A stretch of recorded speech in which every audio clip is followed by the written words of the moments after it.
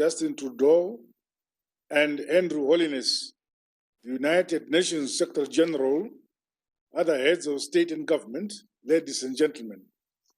Firstly, I would like to express my gratitude to you, Mr. Secretary General, the Prime Ministers of Canada and Jamaica, Excellencies Justin Trudeau and Andrew Holness, for convening this meeting, which provides us an opportunity to explore collective financing solutions for the achievement of SDGs and mitigating the impact of the COVID-19 pandemic. Excellencies, the decade of action must remain alive and on course, even in the face of this novel coronavirus, which has become a global health catastrophe. The pandemic has brought with it severe human costs, exerting pressure on budgets and non-monetary resources. It has also resulted in trade, investment, and supply chain disruptions. Unemployment is soaring, debt and poverty are mounting. It is imperative, therefore, that we build a recovery path anchored on resilient, adaptable, and financially inclusive economies. Over and above proposals relating to financing, Zimbabwe supports the recommendations of COVID-19. Meanwhile, efforts towards practical and real-time solutions to the unsustainable debt burden that constitutes a risk to long-lasting recovery for most developing countries must be vigorously pursued. The efforts must enable moratorium, and a broader debt resolution strategy will be essential. Your Excellencies, for them to shield the economy, hence, Zimbabwe appeals to the United Nations General Assembly to unequivocally call for the removal of these sanctions. Against the constricted economic environment, my administration has implemented budgets that have paid positive dividends. My country remains grateful to those countries and their well-wishers who have stood with us, rendering development, technical and humanitarian assistance possible. Your Excellencies, it is critical for the United Nations on the immediate reform of our organization. Zimbabwe, therefore, fully subscribes to the key policy actions as we work towards the achievement of the Sustainable Development Goals. Finally, Zimbabwe stands ready to work with the international community to strengthen multilateralism for the realization of our shared goal of creating a better world for all. I thank you. Special Envoy of the Secretary General on Climate Action and Finance. And Mark, you've always been talking about how sustainability and building back better is fundamentally about restructuring, and also that the role of private finance is very important. But look, at a time when governments and business are really under pressure to achieve our climate goals, when some people may say, put that on the back burner, we've got more pressing immediate demands on us. Well, thank you very much. It's a pleasure to be here. Let me thank Prime Minister's Holness of what we need to do now for the recovery and what future generations deserve and what true sustainability is. Look, one of the things I think we need to recognize from a restructuring or a resetting of strategy perspective is that the tragedy of COVID and the knock-on effects of COVID and the acceleration focused on what our people are focused on, and the need for a more sustainable and inclusive recovery. If you are a business in one of the 120 plus countries that have a net zero target, you need a net zero component to your strategy, and that is what's being asked. Second point, we need all forms of finance. Obviously, we need the 100 billion. We need blended finance, so a mixture of public and private finance, but we really need private finance. Only private finance is going to turn billions into trillions. The trillions are needed. And let me make this point to the leaders, Excellencies. You have the private financial sector's attention. There is 5 trillion in what's called the Net Zero Asset Owners Fund. There is 50 trillion in that is asking the top 200 countries in the world, companies responsible for 80% of global emissions for their transition plans. There is $150 trillion asking for climate reporting. So what we need to do is to direct that attention, the attention of the private sector accordingly. And there's 2 ways to do that. First, credible and predictable policy around climate. So blueprint for action that has been highlighted through or developed through this process, ambitious NDCs of countries in the run-up to COP26 in Glasgow, and carbon pricing. The second component we need is a new sustainable financial system. That means mandatory reporting on climate. It means better risk management. It means you focus on the transition for returns. And the fourth thing, the fourth pillar, is a new market. And this is a new form of capital flow from advanced economies to emerging developing economies, small island states, a market for nature-based solutions and carbon offsets. And we're developing that as a part of COP.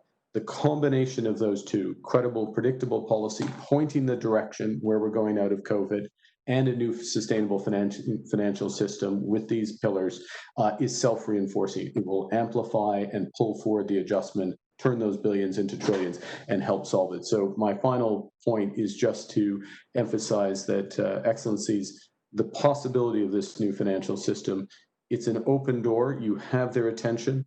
Knock down that door, get that financial system. It will magnify your efforts and those of your citizens. Thank you. Thank you very much indeed, Mark Carney. And knocking down the doors there is what Mark Carney there recommends. Thank you very much for setting that out so clearly. Let us now go to Uhuru Kenyatta, President and Commander-in-Chief of the Defence Forces of Kenya.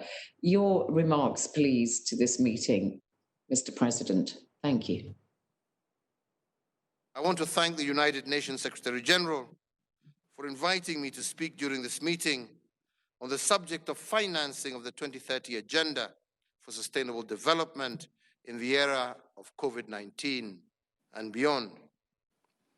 When we met in New York this time last year, none of us would have anticipated that 1 year later, the world would have undergone the dramatic shift that we have experienced since the onset of the COVID-19 pandemic.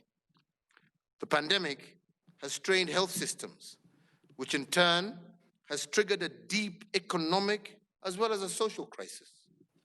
It is estimated today that millions of people globally have lost their jobs, thus putting their livelihoods at risk. Mr. President, the Economic and Social Council undertook a review of the financing and development framework, which revealed that almost all countries were off track in attaining the 2030 Agenda. In the absence of urgent, therefore, and bold corrective action, the COVID-19 pandemic is likely to complicate even further the realization of the 2030 Agenda. So therefore, Excellencies, ladies and gentlemen, the critical question we therefore need to address is how then do we use the COVID-19 crisis rather than a challenge as an opportunity to mobilize financing for the 2030 Agenda and to accelerate the achievement of its goals. And in this regard, I'd like to make a few suggestions. The first is the use of the crisis as a backdrop for reforms that will lead to increased tax revenues. Many countries are registering business and workers to enable them to access COVID-related economic stimulus packages. This presents an opportunity to formalize our informal sector and therefore broaden our tax base. The second point I'd like to make is that COVID-19 provides an opportunity to make a fundamental shift in overseas development assistance, and indeed in its entire architecture. Mr. President, in this regard, we call upon the strengthening of the multilateral development banks as indicated in the Addis Ababa Action Agenda. This will enable them to play an even more important role in supporting the development agenda of low and middle-income countries. Mr. President, I am pleased to note that the multilateral system was quick and very effective in developing a global response to COVID-19. The debt standstill and debt relief for highly indebted developing countries were and are important interventions which have forestalled catastrophic economic collapse of some of our economies. Mr. President, let me conclude by urging all of us to turn this COVID-19 pandemic into an opportunity for stronger international cooperation, an opportunity for reciprocity and support as we work towards recovery, an opportunity for boldness in redefining new models of cooperation that will support sustainable health, economic recovery, and lead to an accelerated achievement of our 2030 agenda. I thank you all for your attention. Thank you, President Uhuru Kenyatta there of Kenya. And just listening to all these leaders, I'm very struck by, I think this is the summit of the R's, isn't it?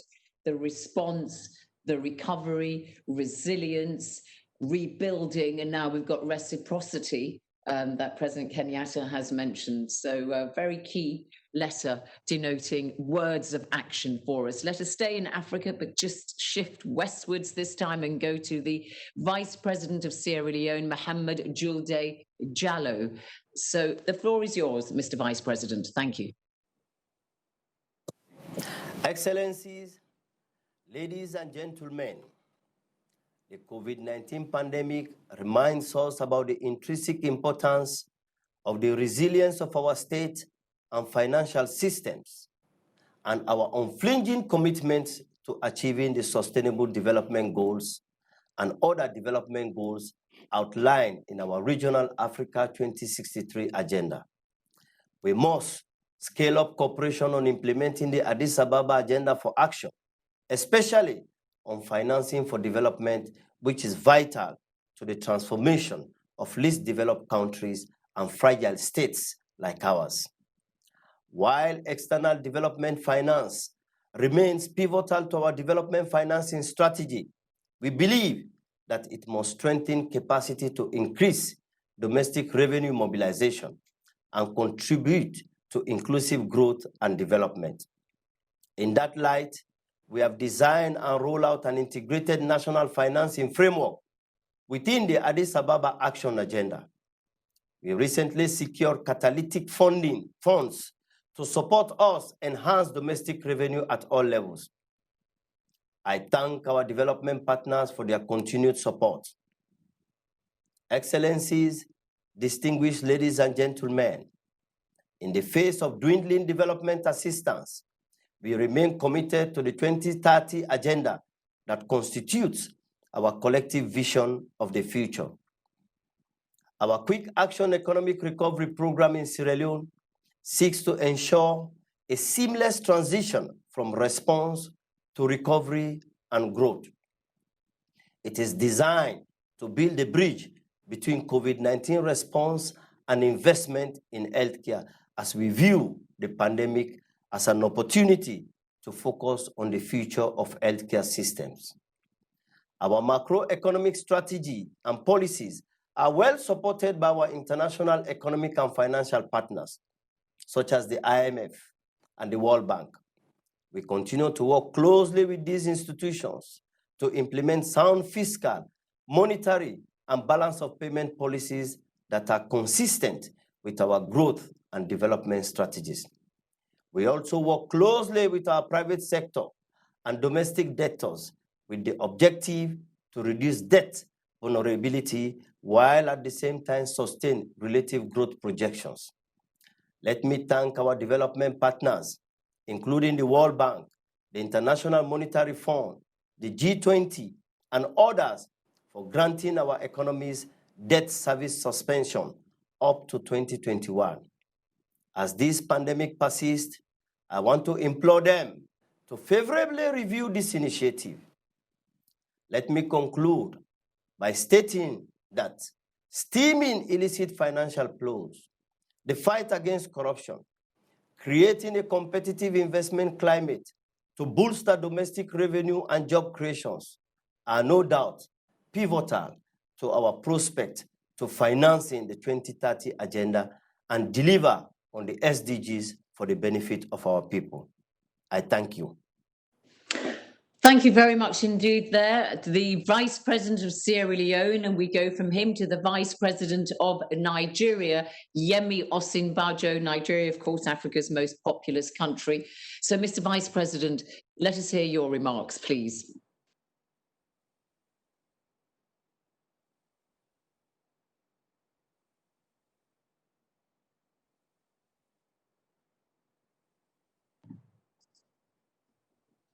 I think we should have the Vice President of Nigeria there.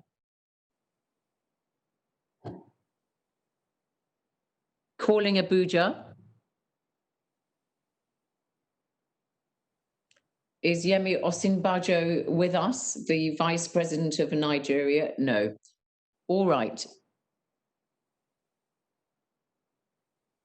Let us now go to, I think we can now go, I think we have had Sierra Leone, the Vice President of Sierra Leone. So let us see if we can go to Yemi Osinbajo. No.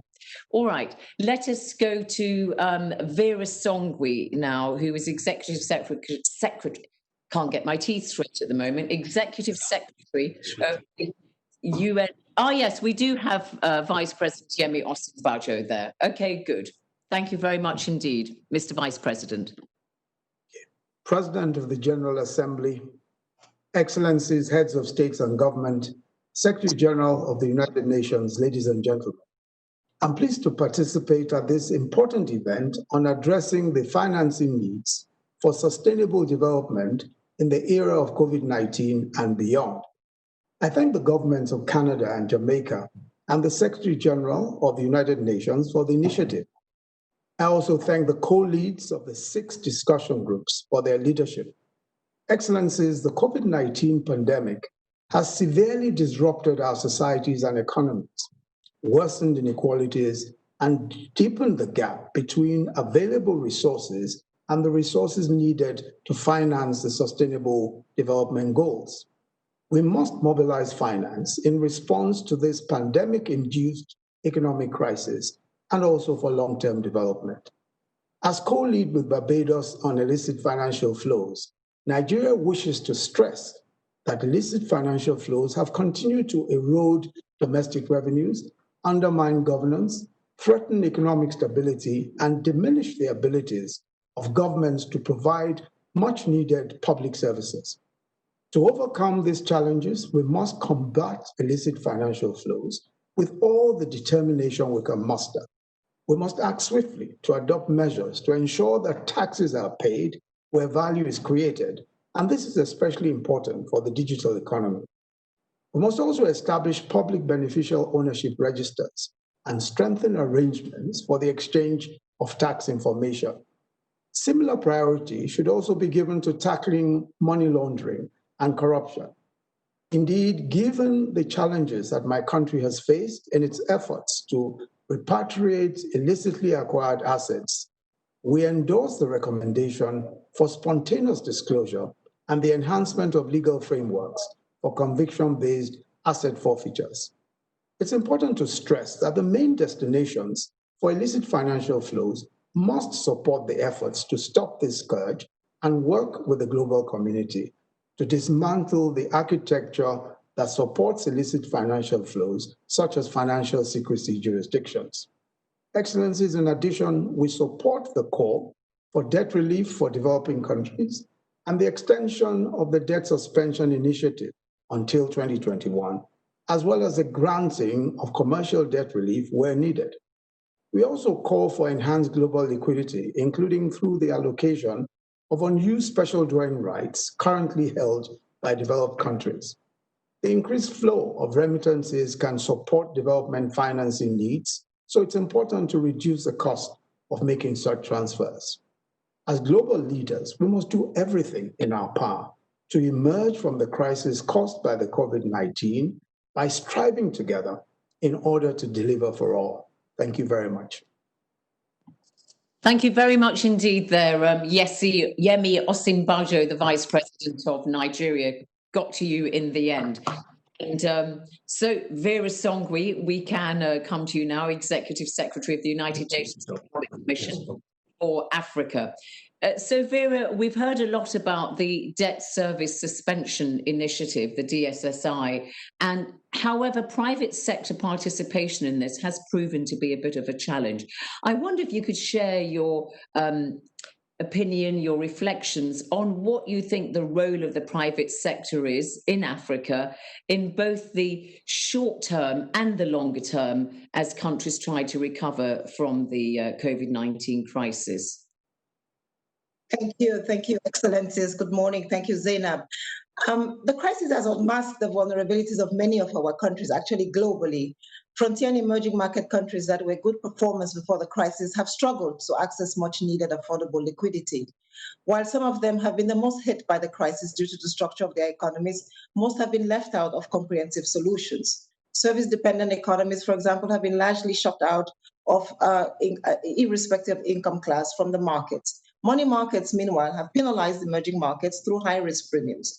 That is why it is important for us to focus on the credit market response and the private sector in general. Private sector participation, Zainab, is important for three reasons. The first is to increase global liquidity and provide financial stability. Global liquidity is an important issue that we need to hear more of.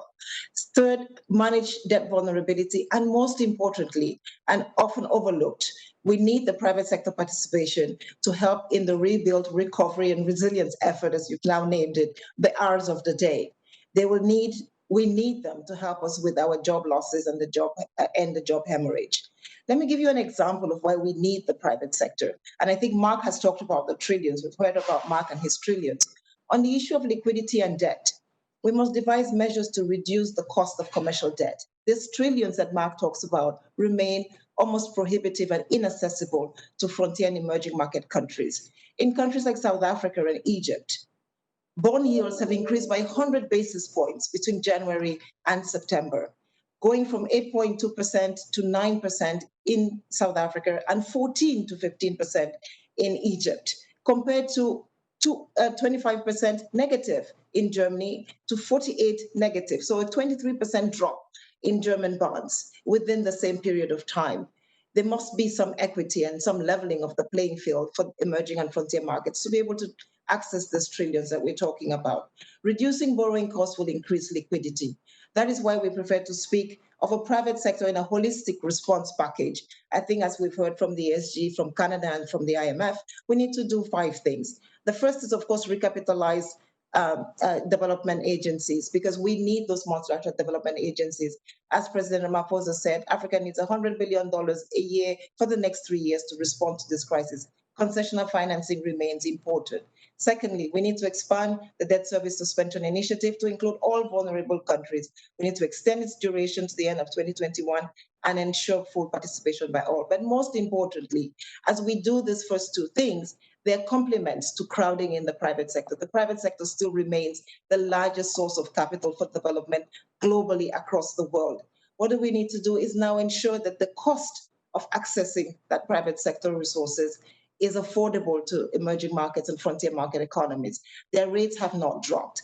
We need to support the Global Liquidity and Sustainability Facility to ensure that countries can go back to the markets. When we look at the Ecuador debt restructuring, we were able to save $69 billion in debt for them by reducing the cost of accessing markets. This we must do today, not when the countries default, but before they default, because there were many countries that got into the crisis well.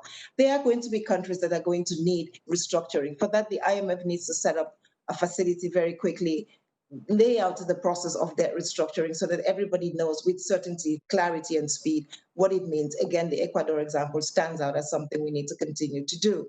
There must be a case where we protect sovereign assets. where the deals by private creditors on a case-by-case basis is facilitated by the IMF. And finally, we must support innovative instruments such as the debt swap initiatives and climate swap initiatives that have been mentioned today. We forget the private sector itself. We must safeguard availability of trade financing to be able to build back better, to be able to be resilient. The private sector is going to have to do clean energy, ensure that our technology is invested in a sustainable way, that there is green and nature-based resilience for the recovery. That the private sector needs development capital, the private sector needs market capital to create these jobs and to help us rebuild. So we must align our public and private investments with the SDG goals and ensure that we can incentivize the private sector investments. As Mark said again, converting the billions into trillions in a way that is adaptable to green growth and it's linked to debt restructuring. That is the function of the private sector. So it's three. First of all, liquidity. Secondly, how we can reconcile debt. And finally, getting our jobs back, getting our economies back, and our young boys and girls back to school. Thank you. Well, setting out very clearly there what the challenge is for the private sector, but clearly, Vera, seeing the private sector as being the real engine in terms of providing capital for recovery. Thank you very much indeed for your tour de force there, Vera, as always. Let us now go to the Prime Minister of the Republic of Korea, Chung Sai-kyun, please. You have the floor, Prime Minister. UN 사무총장님, Secretary General of the United Nations, Mr. Justin Trudeau, Prime Minister of Canada, Mr. Andrew Holness, Prime Minister of Jamaica, Excellencies, ladies and gentlemen. Against the backdrop of a widening Corona divide, it is welcome news that the efforts of the 6 discussion groups have generated a menu of policy options to address the impact of the COVID-19 crisis. There is a saying, in the midst of crisis lies opportunity. The COVID-19 pandemic calls for decisive action and transformative measures as we strive to recast this crisis into an opportunity for sustainable recovery. With this in mind, the Korean government has already taken action. In July, it has put forth the Korean New Deal as the new strategy for sustainable growth in the post-Corona period. Making the most of its global competitive edge in the ICT sector, Korea will continue to develop its digital infrastructure, leveraging such technologies as 5G and AI to accelerate the nation's transition to an untech and digital economy. With carbon neutrality as an orienting goal, Korea will also pursue the shift to a low-carbon and eco-friendly economy by increasing investment in the green industry. Furthermore, the Korean government will strengthen its employment safety net in a parallel effort to promote a more inclusive economy. To successfully implement the Korean New Deal, the government plans to allocate approximately $134 billion by 2025. Ladies and gentlemen, in the spirit of coexistence and harmony, we must put up a sturdy barrier to shield humanity from viral incursions. As one of the first countries hit by the pandemic, Korea will continue to actively share any successes in terms of its experience and know-how in attempting to contain the virus. Korea will endeavor to increase the volume of ODA, which serves as an important source of development financing. In particular, the government will expand the humanitarian support and ODA efforts regarding COVID-19 prevention in developing countries. Additionally, we hope to promote their rapid achievements of SDGs through ODA in green growth and digital innovation. As part of its efforts to faithfully implement the Paris Agreement, the Korean government will submit its revised plan for nationally determined contributions by the end of this year. We also hope to share our progress and achievements in climate change mitigation by hosting the P4G Summit in 2021. Currently, Korea is an active participant in the G20 Paris Club's DSSI, giving positive consideration to its extension. Ladies and gentlemen, the way for humanity to overcome the virus lies in the power of information sharing and connectivity. As such, I would go so far as to call this our global social capital. In conclusion, as the world strives to overcome the COVID-19 crisis and recover better for sustainability in the process, Korea will move forward in solidarity with the international community. Thank you. Thank you very much indeed to the Prime Minister there of the Republic of Korea. And of course, we heard at the beginning of this high-level summit calls for greater ODA and humanitarian assistance, and certainly career has set out what it's doing in that regard there. Thank you. Let's now go to the Ethiopian Prime Minister, Abiy Ahmed. Thank you very much indeed. Calling Addis Ababa. Thank you. At the outset, I would like to commend the Prime Minister of Canada, the Right Honourable Justin Trudeau, the Prime Minister of Jamaica, His Excellency Andrew Holness, and the United Nations Secretary General, António Guterres, for convening the virtual meeting at a most critical time brought on by the COVID-19 pandemic. I would like to express our solidarity with all countries, communities, and persons affected by the COVID-19 pandemic. We extend condolences to the families of those who have lost loved ones in these difficult times. The current global health crisis has deeply affected the global economy with a near complete shutdown of the travel, tourism, entertainment, and service sector. As a developing countries, we are also already seeing a significant decline in remittances and a direct impact on the flow of foreign direct investments. Even before the crisis, the falling commodity prices, mounting debt burden, and continued macroeconomic instability has pushed the economies of developing countries on a downward slide. Fragile and vulnerable, even at the best of times, African economies are now confronted with an even greater test. Excellencies, allow me to make 4 points that I believe are essential, immediate first steps we need to take as a community of nations. First, we are dealing with a global challenge that needs a global solution.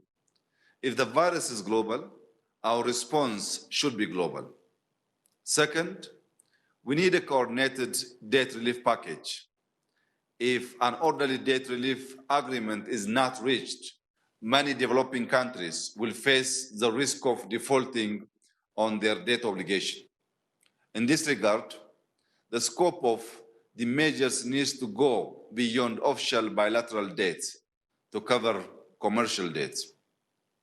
Third, we need to agree collectively on a set of financing measures to mitigate the impact. The World Bank Group and the IMF should rapidly introduce an easy-to-access crisis financing facility for the provision of budgetary support to African countries. This support measure should not be tied to any conditions. It's important that they also not be subjected to political expediencies. Lastly, the measures that we take to achieve economic recovery should be green and resilient. It should accelerate transition toward renewable energies and force us to reimagine our relationship with nature. In closing, let us remember that the COVID-19 pandemic is the biggest challenge and the number the of world lives faces in has living already memory. passed 1 million. It is global.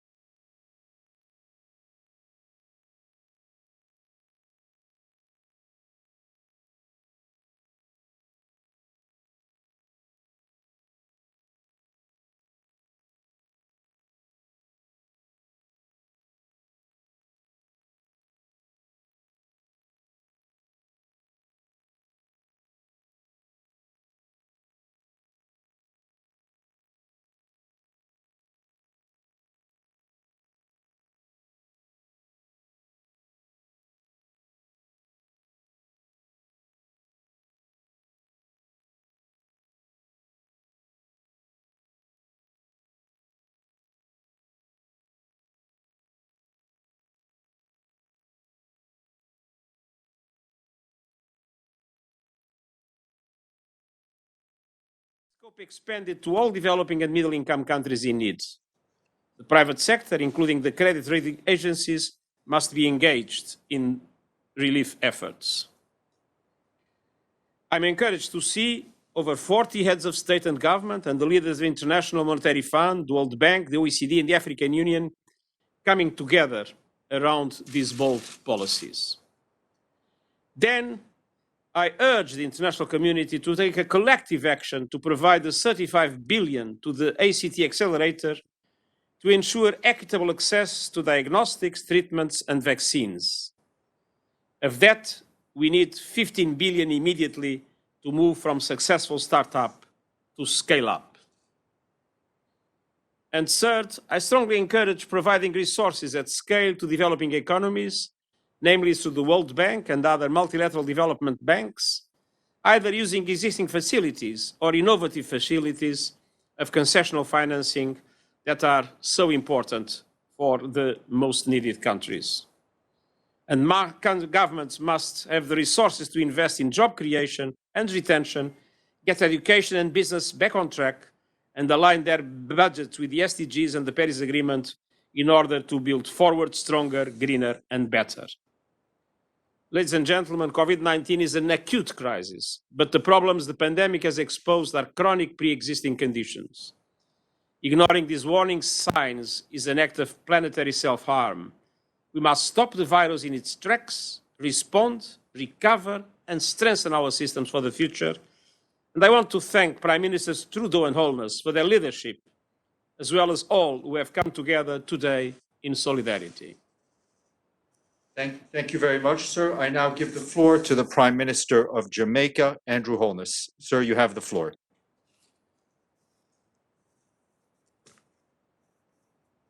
Government.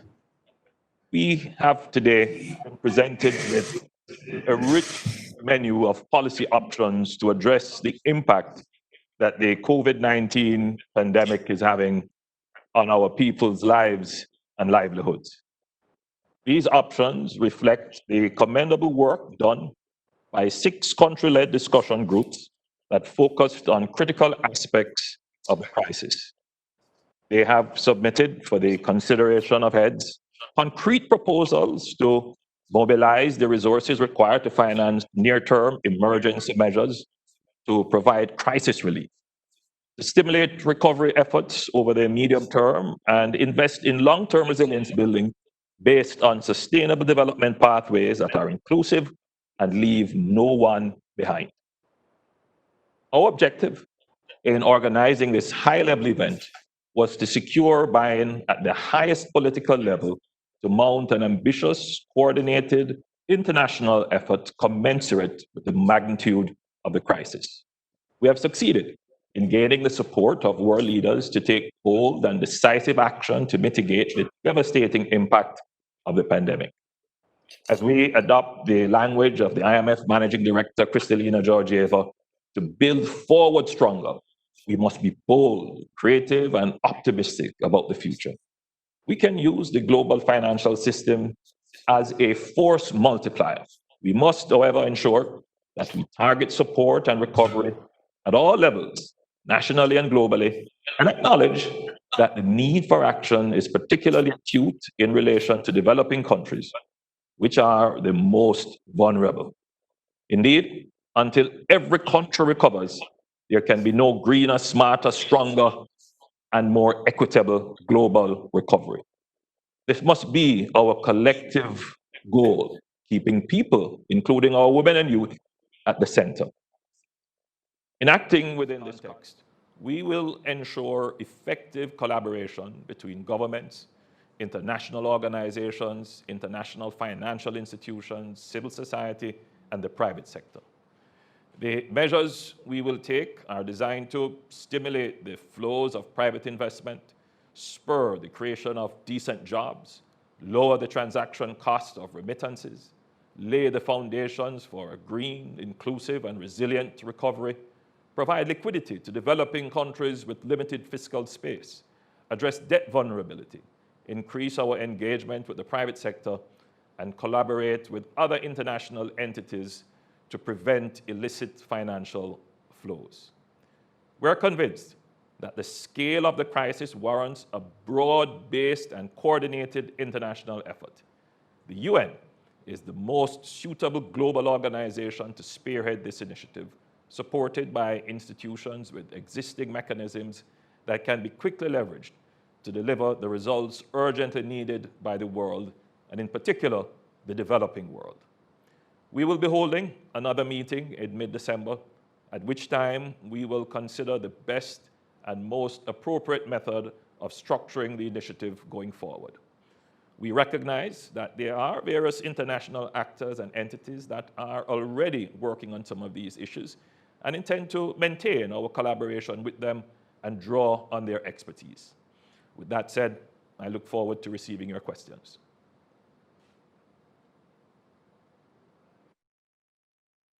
Justin Trudeau. Sir, you have the floor. Thank you very much. Allow me first to echo Secretary General Guterres in remembering the Emir of Kuwait. I had the opportunity to meet with him just a number of months ago in February, where his leadership in the region and his generosity towards hosting Canadian troops there on the ground was much appreciated, and he will be deeply missed. Our thoughts go out to the Kuwaiti people and everyone who knew his leadership. Nous sommes sur le point de conclure notre rencontre sur le financement du développement à l'ère de la COVID-19. J'aimerais d'abord remercier le secrétaire général des Nations Unies, António Guterres, pour son apport précieux lors de ces sessions de travail, le premier ministre Holness de la Jamaïque pour son leadership, ainsi que tous ceux qui participent à cette initiative avec nous depuis le début. The fight against COVID-19 is far from over. In many parts of the world, including Canada, the number of new cases is rising and quickly. We must do everything we can to flatten the curve as much as possible. That means following public health recommendations and using all the tools available, from wearing masks to social distancing to, in Canada, downloading the free COVID Alert app. I spoke with Ontario Premier Doug Ford last night and told him our government will continue to work with provinces and territories to ensure they have what they need to keep Canadians safe. Right now, everyone is working very hard to make sure we can increase our testing capacity in Ontario and elsewhere. J'ai aussi parlé au Premier ministre du Québec, François Legault, hier soir. De nouvelles mesures pour ralentir la propagation du virus ont été prises par son gouvernement dans différentes régions du Québec. Je lui ai répété qu'il a le plein appui du gouvernement fédéral pour aider les gens à passer à travers cette deuxième vague et aplatir à nouveau la courbe. Comme on l'a mentionné dans le discours du trône, le gouvernement du Canada s'engage à prendre les moyens nécessaires pour aider les commerces qui seront touchés par des fermetures dans les régions. Around the world, the pandemic has worsened long-standing challenges of poverty, inequality, and climate change. Last spring, Canada convened a high-level meeting with Prime Minister Holness of Jamaica and the Secretary General to discuss a global response as we build a better, more equitable system. In May, we agreed to look at 6 urgent areas of action to mobilize financing, and today, with over 60 international partners, we've continued that important work. Plus que jamais, le moment est venu d'offrir un porte-voix aux plus vulnérables pour trouver de vraies solutions novatrices et durables. Aujourd'hui, entre autres, nous nous sommes entretenus avec la directrice générale du FMI, Kristalina Georgieva, et avec David Malpass, le président de la Banque mondiale. Nous devons continuer à nous mobiliser auprès des institutions financières internationales pour nous assurer que les petits États insulaires en développement aient accès au financement nécessaire pour traverser la crise. From ensuring equitable access to vaccines to providing more time for distressed countries to make bilateral debt payments, including Caribbean and small island states, we're working on concrete options that will help build a more resilient world for the short, medium, and long term. The global community must not give up on the 2030 Agenda for Sustainable Development and the SDGs. In fact, we should seize this opportunity to do even more. Earlier this morning, I announced that Canada will invest an additional $400 million in humanitarian and development funding to fight COVID-19, with even more in the years to come. We will make sure that women and girls who've been disproportionately impacted by the consequences of COVID-19 benefit from this new funding. We must listen to the needs of small island developing states and other vulnerable countries and help carry their voices to the World Bank, the G7, the G20, and other organizations this fall. Ensemble, je sais que nous pouvons bâtir des systèmes économiques plus durables et plus inclusifs. Nous allons poursuivre le travail lors de notre prochaine rencontre en décembre afin de continuer notre lancée pour 2021 et les années à venir. Thank you all. We're all happy to take your questions now. Merci beaucoup. The first question will go to Edie Leder of the Associated Press here in New York. Thank you very much on behalf of the United Nations Correspondents Association for doing this important briefing. The Secretary General has called for months for a double-digit percentage response to try and tackle the sprawling outcomes of the COVID-19 pandemic, yet that figure is far from being reached. I would like to ask each of you what the major obstacles are and how you see them being overcome much sooner rather than later. Thank you. Please, sir. Well, as a matter of fact, double digit of GDP as a percentage packages are today a reality in most of the developed world. If you look at the programs in the United States, Canada, or in Europe, you'll see them. The problem is to mobilize the resources to allow the developing countries to be able to do the same.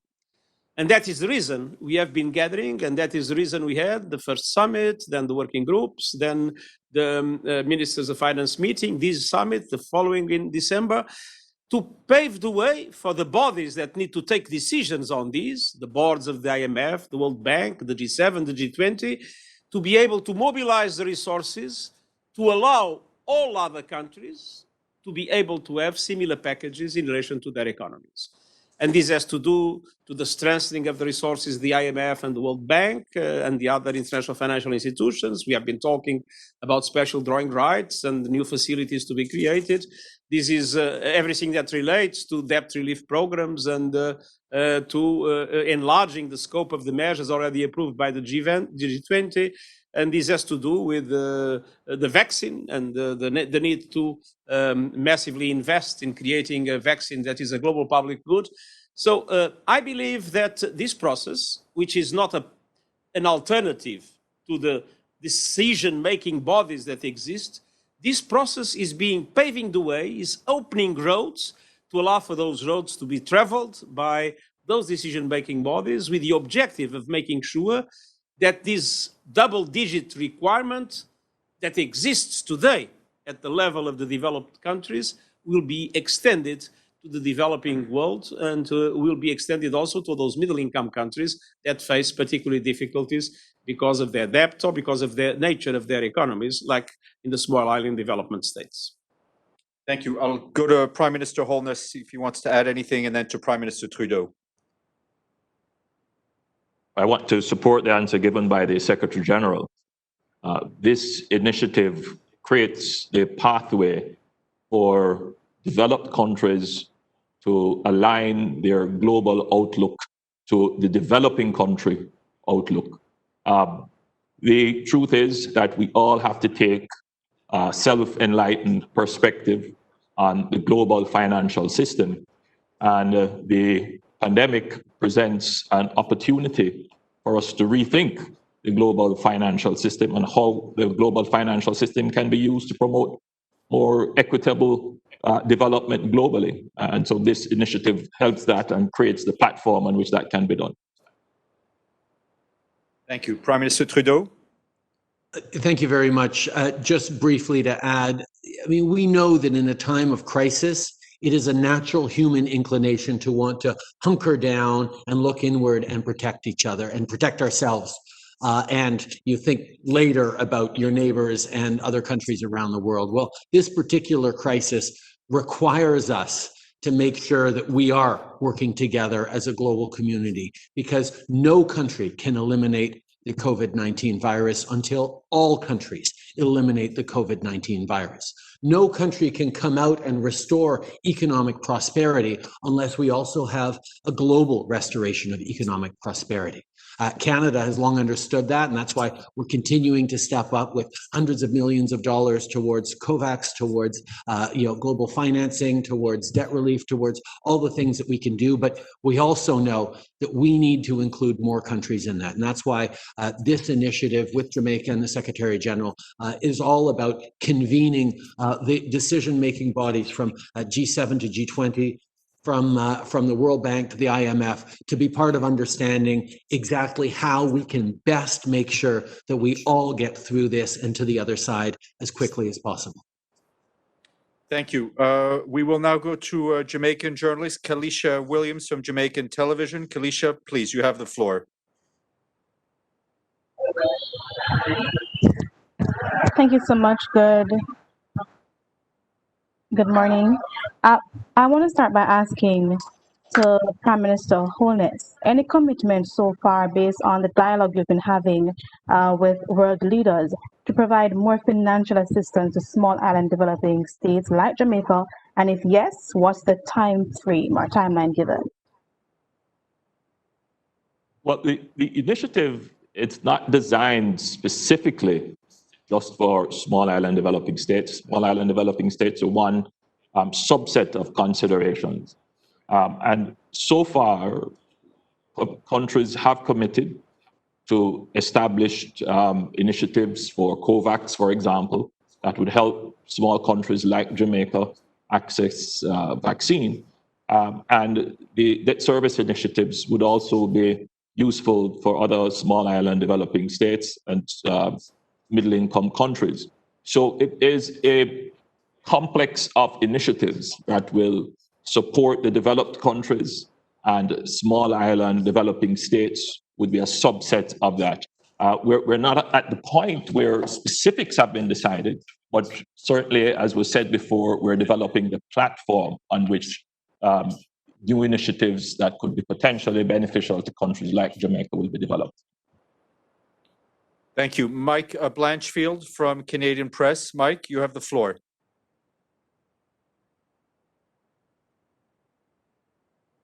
I can't unmute. I'm trying to unmute and I appear to be stuck. Can I get my colleague Stephanie to ask the question, please? We can hear you. Go ahead. We can hear you. Oh, great. Okay. Okay. Given that this is a question I'd like answered in both official languages, of course, I have a question for the Prime Minister and a follow-up for the Secretary General.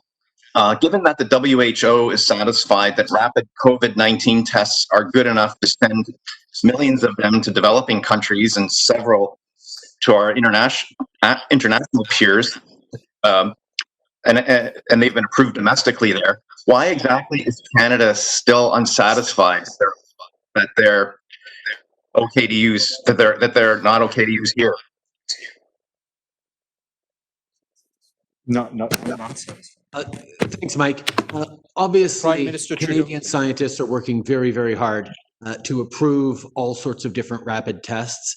We will continue to be informed by the approvals and processes and data gathered in other countries, but those scientists will, and medical experts will make the determinations that are best for Canadians. On the political side, as much as we'd love to see those tests as quickly as possible, we're not going to tell our scientists how to do their job and do that work. But we are, however, ensuring that as soon as those approvals happen, we are ready to deliver these tests across the country. We're working already on procurement mechanisms because we know that rapid testing is part of the solution on how we get through this. Nous savons que c'est important que nos scientifiques et nos experts puissent analyser comme il faut les différents processus et évidemment vont être informés par les études des différentes méthodes de dépistage qui sont faites à travers le monde, mais ils vont prendre les décisions qui sont bonnes pour le Canada avec les moyens que nous avons.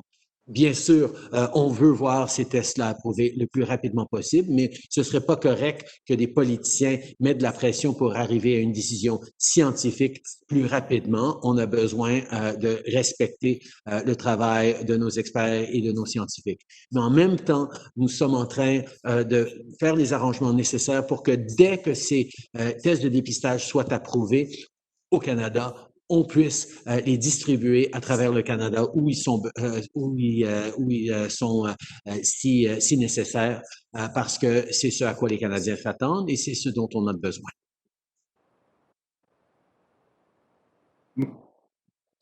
Mike, you're still muted. So if you could unmute Mike Matchfield, please. Thank you. Go ahead. Start again, please. Okay, apologies. Quick follow-up for the Secretary General and the Prime Minister of Canada. Are you, and in both official languages, please, a reminder, are you concerned about a contested election result in the United States? And what are you doing to prepare for the potential international consequences of such a situation? Les Nations Unies n'interfèrent pas dans les développements électoraux de n'importe quel pays dans le monde. Nous respectons toujours le résultat des élections et nous travaillons avec les gouvernements qui sont élus. As the Secretary General has said, Canada is, of course, fully respectful of the processes underway in the United States. We will not be interfering or engaging in any way in their electoral processes, and that includes commenting on their electoral processes. We will, of course, continue to prepare for any outcomes and be there to stand up for Canadians, as we always have through these past years and before that. The role of the Canadian government is to be there to defend Canadian interests while working with elected leaders around the world, and we will continue to do that. Nous, évidemment, regardons ce qui se passe aux États-Unis, mais nous n'allons pas commenter sur les processus. Notre responsabilité en tant que gouvernement canadien, c'est de se préparer à toutes sortes d'éventualités et d'être là pour défendre les intérêts des Canadiens. Et c'est ce que nous allons faire en travaillant avec quiconque sera élu à travers le monde. Merci. Thank you very much. We'll now go to a Jamaican journalist, Siobhan Campbell. Siobhan, you have the floor.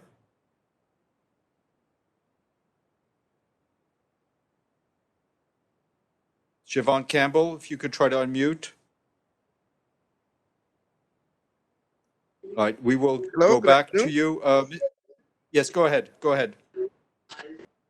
Good afternoon, Siobhan Campbell. This is for the Prime Minister of Jamaica. As you pointed out, the need for an equitable distribution of a vaccine to all developing countries. Are any deals currently in place to allow this to be possible once one is available? Well, as I'd mentioned before, Jamaica subscribes to the COVAX initiative under the WHO and PAHO. And I believe that that initiative will be significant in ensuring that countries like Jamaica can get equitable access to the vaccine when a safe, tried, tested, proven vaccine is available. Thank you. We'll go to Pamela Falk from CBS News and NHK. Pamela? Yes, on that last point, thank you very much, Secretary General and Prime Ministers. It's Pamela Falk from CBS News. My question is about the COVAX program, the coronavirus vaccine sharing and accelerating program. You've all said it should be available to all, and yet the United States has not been part of it, although some members of the private sector in the United States are. Is there anything you have done as outreach to the United States to come back into the COVAX program? And how optimistic are you that the money will come in for it and distribution of a vaccine or many vaccines, once they're available, will be distributed fairly? Thank you. I think we must distinguish two dimensions. One is the COVAX in itself. The COVAX is a coalition of a large number of states with several international organizations, including those that are experts in vaccines. And they are working with private companies in the development, then in the production, and then in the distribution of vaccines. And that is for that project that I've been appealing for 31 billion additional dollars in relation to the 4 billion that are already in place. On top of that, there are several countries with their own initiatives to provide vaccines to their own citizens, and also countries that have announced that they would have programs not only for their own citizens, but that they would share their vaccines with the developing countries. It was the case of India, it is the case of China, and of other countries that have announced, Japan, that have announced that. So we have nothing against the fact that the government provides the vaccines to its own people. What is necessary is that all governments also cooperate through the COVAX or in coordination with the COVAX in all initiatives that are necessary to guarantee that everybody, everywhere, has access to an affordable vaccine.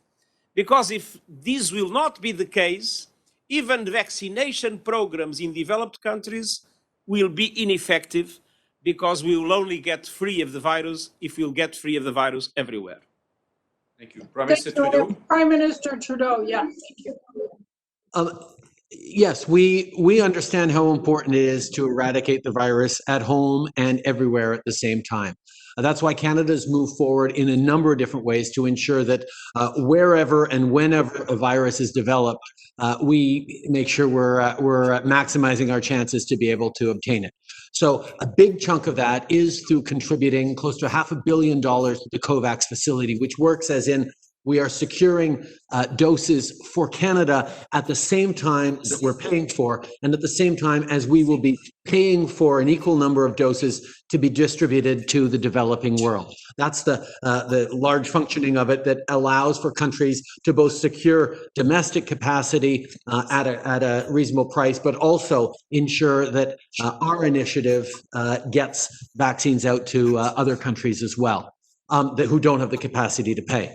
At the same time, Canada has secured bilateral deals with many pharmaceutical companies and potential vaccines to double up on our chances to be able to access vaccines once one becomes available. But we know that participating internationally in ensuring vaccines for the developing world is incredibly important as we move forward, and which is why we're full-fledged supporters of the COVAX facility. Thank you very much. Mr. Sato from NHK, Japanese television, in the room. Mr. Sato. Thank you, Secretary General. Thank you, Stefan. My question is similar to that of Pamela, but let me add a question about the vaccine cooperation. So, although that the U.S. and China's leader expressed that their cooperative attitude in the general debate in terms of the vaccine cooperation, but still China and the U.S. has in many cases in some conflict. So what is, if you have a message to the China and the U.S. leaders, what is your message to leaders in terms of the to fulfill the fair distribution of vaccine to the world? I think it is very clear that there are many differences and many things that separate these two countries. But I believe that global public health is essential for everybody. And so my appeal to the leaders of these two countries, as to all other leaders in the world, is to join efforts, and namely to join efforts in order to make sure that we'll have treatments, testing, and vaccines available for everybody, everywhere, to the benefit of not only the developing world, but also of the developed world. If the global south will not be able to eradicate the virus will unfortunately go back to the global north, and we need to avoid it at all costs. Thank you. Do any of the prime ministers wish to add something? Okay. We'll go to Catherine Levesque from Le Devoir, I believe. Catherine? Hold on, you're still muted. Could we unmute Catherine Levesque, please? There we go. Go ahead. Okay, you're still muted. While we get that sorted, let's go to Ibtisam Azem. Ibtisam, you have a question? Go ahead. Yeah, thank you. Thank you, Steph. Thank you, Prime Ministers and the Secretary General. My question is, I want to go back to the issue of financing. And as you know, there is a drain of resources. There's different reports, including the FACTI panel report, about at least 500 to 600 billion corporate tax revenue a year that get lost. Also, trillions of private wealth in hidden countries. So my question to you is: there? I'm aware that there is an international mechanism to try to tackle these problems, but it seems to be that this mechanism is not working.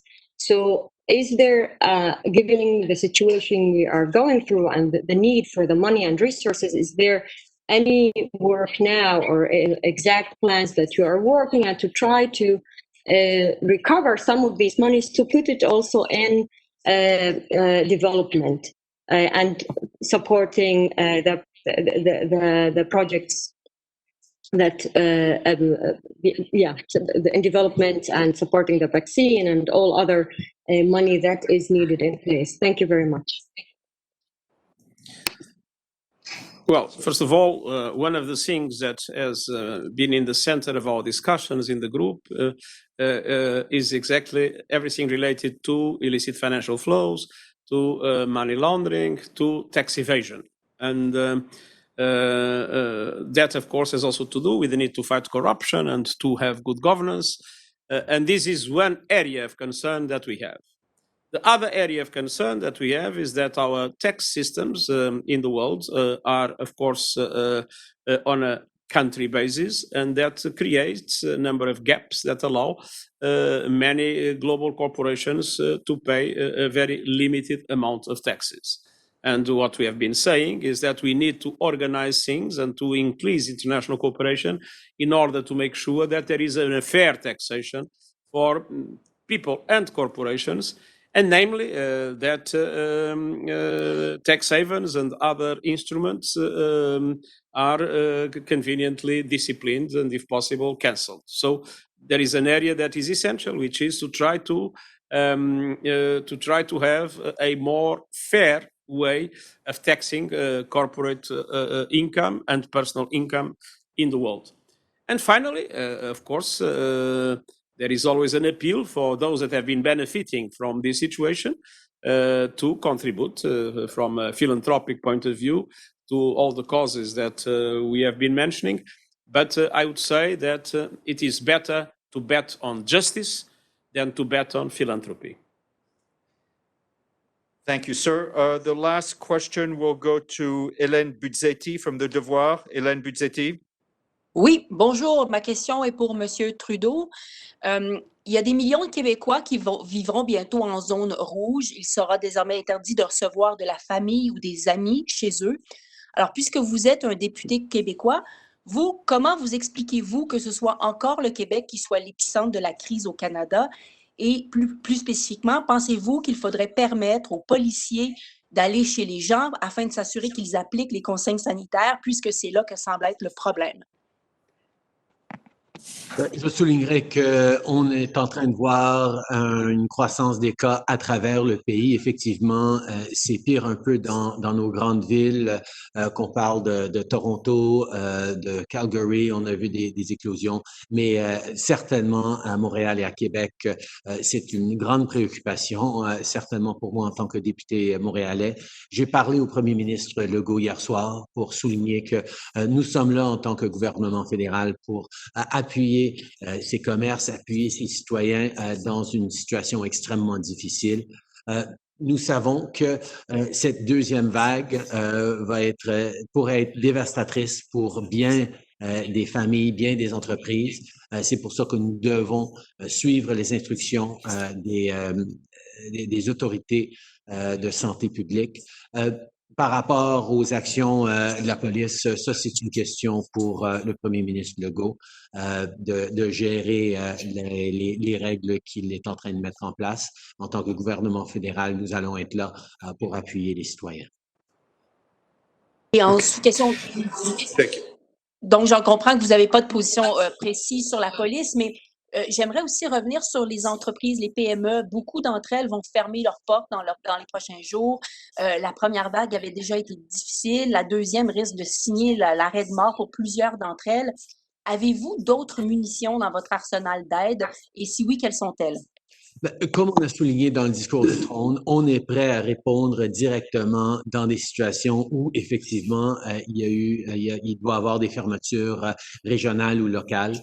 Nous avons plusieurs outils, dont la subvention salariale, dont le compte d'urgence pour les petites entreprises, dont des appuis directs aux entreprises. Et nous sommes en train actuellement de regarder la meilleure façon d'aider ces entreprises qui voient cette deuxième fermeture avec énormément d'anxiété.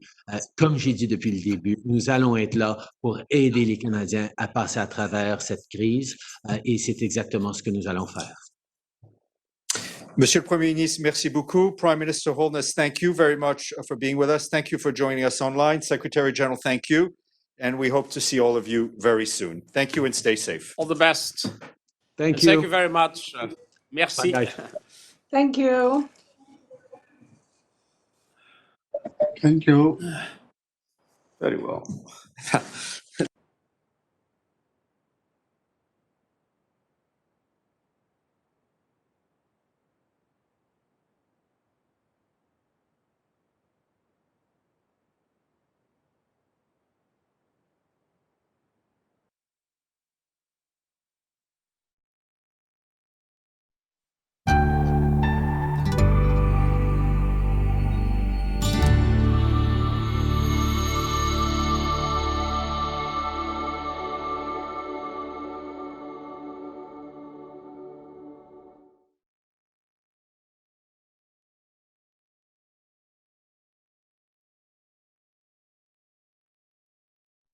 We know times are hard, but can selling your vote really make a difference in your life? How many of them